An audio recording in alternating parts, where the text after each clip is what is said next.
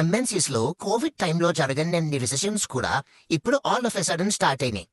So ఇందులో మనం first Covid టైంలో రిసెషన్స్ ఎందుకు జరగలేదు అన్న దాని గురించి మాట్లాడుకుని, సెకండ్ ఇప్పుడు రిసెషన్స్ ఎందుకు పెరిగాయి అన్న దాని గురించి మాట్లాడుకుందాం. సో కోవిడ్ టైంలో ఒకవేళ కనుక ఏదైనా రిసెషన్ జరిగి ఉంటే, టు బి ఫ్రాంక్ అప్పుడు చెప్పాలంటే అక్కడ కూడా హైరింగ్స్ జరగలేదు, ఏ కంపెనీలో కూడా హైరింగ్స్ జరగలేదు, అండ్ ఆల్సో రిసెషన్స్ కూడా జరగలేదు. దానికి మెయిన్ రీజన్ ఏంటి అంటే, ఒకవేళ అప్పుడు రిసెషన్ గానీ జరిగి ఉంటే కంపెనీ యొక్క రెప్యుటేషన్ దెబ్బతింటుంది. అది first reason.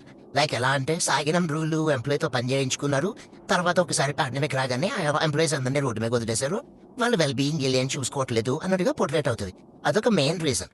And second reason ఏంటంటే, హైరింగ్ జరగకుండా ఓన్లీ రెసిషన్స్ మీదే కంపెనీ నడిచినప్పుడు ఆబ్వియస్ గా కంపెనీ యొక్క స్టాక్ వాల్యూ కూడా దెబ్బతింటది.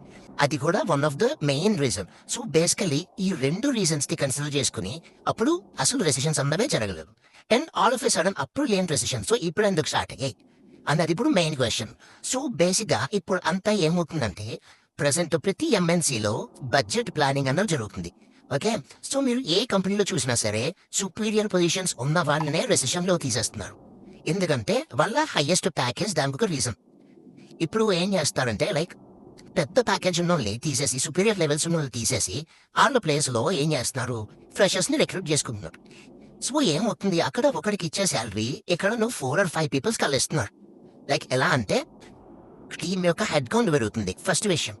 రెండోది ఏంటంటే, అక్కడ ఒకరు చేసే పని ఇక్కడ నలుగురు చేస్తున్నారు. సో ఇది వాళ్ళకి ఎలా ఉంటదంటే, ఇది ఒక గుడ్ విల్ లెక్క అనిపిస్తుంది. ఎప్పుడైనా సరే ఏదైనా ప్రాజెక్ట్ మీద హెడ్ కౌంట్ అనేది ఎక్కువ ఉంటే ఆ ప్రాజెక్ట్ యొక్క వాల్యూ బాగుంటది. సో ఇలాగా ఆ సుపీరియర్ ప్లేస్ లో ఈ ఫ్రెషర్స్ ని హైర్ చేసుకుని చేయించడం వల్ల ఒకటి ఏమవుతుంది అంటే, హెడ్ కౌంట్ పెరుగుతుంది ప్రాజెక్ట్ వైజ్, అండ్ ఆల్సో ఇక్కడ బడ్జెట్ కంట్రోల్ అవుతుంది. ఒకరికి ఇచ్చే శాలరీ ఇక్కడ నలుగురికి ఇస్తున్నారు. And also some of the companies లో లైక్ టెక్ టీమ్స్ లో ఏఐ కూడా ఒక రీజన్ అవుతుంది. లైక్ ఎలా అంటే అక్కడ ఏఐ ఇంప్లిమెంట్ చేసినప్పుడు ఈ ఎంప్లాయీస్ తో అసలు అవసరం లేదనమాట. సో బేసిక్ అవసరాల కోసం ఏం చేస్తారంటే మళ్ళీ అందరూ కూడా ఫ్రెషర్స్ ని హైర్ చేసుకుని వాళ్ళతో టానింగ్ చేస్తారు పని అంటే. సో బేసిక్ ఇప్పుడు బయట నడుస్తూనే అంతే. ఇక్కడ ఇంకో క్వశ్చన్ ఏంటి, ఇప్పుడు కూడా రెసిషన్స్ అవుతున్నాయి కదా, మరి కంపెనీ యొక్క స్టాక్ వాల్యూ తగ్గుతుందా లేదా? ఇప్పుడు తగ్గదు. ఎందుకంటే ఒక పక్క రెసిషన్స్ అవుతున్నాయి అండ్ ఇంకో పక్కన కూడా హైరింగ్ అవుతుంది.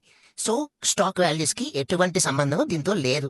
లైక్ ఇంకా చెప్పాలంటే ఇంకా స్టాక్ వాల్యూ పెరుగుతుంది, ఎందుకంటే హైరింగ్ రేట్ ఎక్కువ ఉంది కాబట్టి.